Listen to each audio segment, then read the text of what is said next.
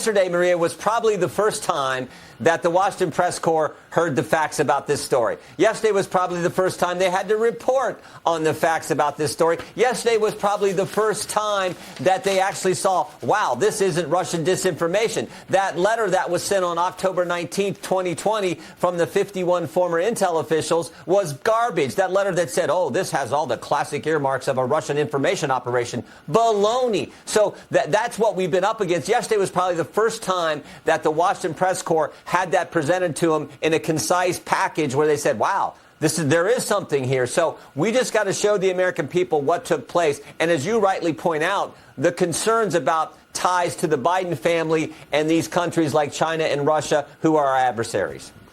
Well, I got a report yesterday from a source who told me that Joe Biden had a second private iPhone paid for by Hunter's firm for the entirety of his vice presidency. And he said that circumvented Secret Service security protocols. Over his 8 years in office, it amounted to $25,000 in undeclared income. Do we know this for sure, that Joe Biden, as vice president, had a second private iPhone? We don't. I don't know that that's accurate or not. Maybe it is. I don't know. We have not had. But what I do know is this. There are 150 suspicious activity reports. Again, suspicious activity reports on banking transactions. The committee staff and the committee has only seen 2. And the Biden White House changed the protocols, changed the process. Used to be committees could see that information, but now all of a sudden the Biden administration, no, you're not going to see it. We'd kind of like to see the other 148. See what's going on. Most Americans never get any, but here you have Hunter Biden, Jim Biden having 150 regarding their business transactions, their banking transactions.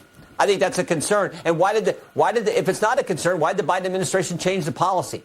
So remember, the Biden administration has not complied with any inquiries that came from Mr. Comer in the committee. They've changed the policy on the suspicious activity reports, and they've set up a special office to attack us and attack what the work we're trying to do to get the American people the facts.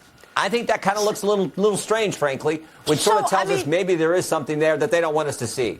But that's the point. How are you going to deal with this? They're not answering any of, your requests. The White House is reportedly preparing for a number of investigations from a Republican House majority for months. It's looking for new hires. They want to hire additional lawyers to beef up the oversight response team, Congressman.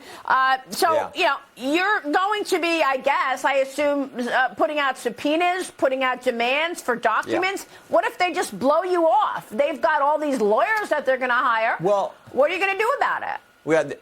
They're going to push back, but we're going to push. We're going to be aggressive. We're going to do it within, according to the Constitution, but we're going to do it in an aggressive fashion.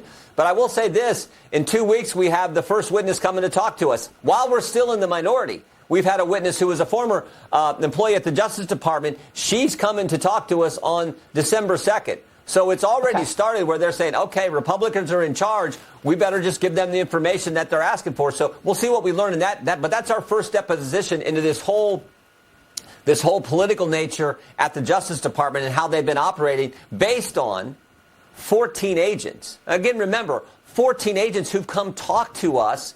Yeah. FBI agents who've taken whistleblower status to come talk to us. So this is the first sort of witness we're getting in front of us. And we did that without having to do a subpoena.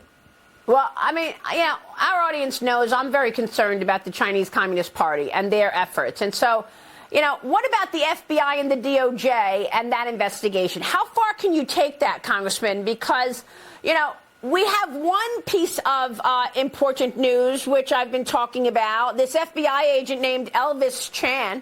He's one of the FBI agents who tried to hide the Hunter Biden laptop right before the 2020 election. He's going to be deposed. But now I understand that his family is Chinese. He's the first American born. And isn't it true that if he has family in China, that the CCP can bully him into reporting back to the CCP? Mike Pompeo has said to me many times the CCP is now inside the gates of America. Do we have somebody within the FBI and these agencies that are reporting back to the CCP? I hope not. I don't know that there is. I certainly hope that's not the case. I doubt that that's the case.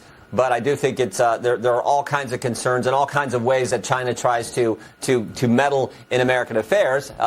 I think we all understand that. We are interested in talking to Mr. Chan about this relationship between big government working with big tech to change the kind of information Americans can see. And in this situation, to big tech was giving information, it looks like, to the government about people that they had thought were spreading disinformation. I mean, that is, you talk about an attack on First Amendment liberties.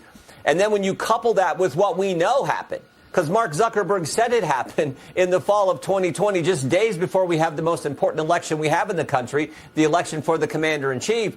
We have the FBI going to Facebook and saying, hey, be on the lookout for Russian disinformation. And that meeting happened to happen just about the same time that these 51 former intel officials put out that letter that said, oh, it has all the earmarks of Russian disinformation. That is a big concern when you got the government weighing in on an election process and what Americans get. Yeah, that's right. And the New York Post called it the 51 spies who lied. Are you going to subpoena any of those spies who signed that letter to call Hunter Biden's laptop disinformation? We want to talk to lots of people, Maria. We're putting that list together, and but we do want to talk to a number of folks as we go through this investigation. All right. We'll be watching it all, Congressman. Thanks very much for your leadership. Thanks very much for being here this morning, Congressman Jim Jordan in Ohio. We'll be right back.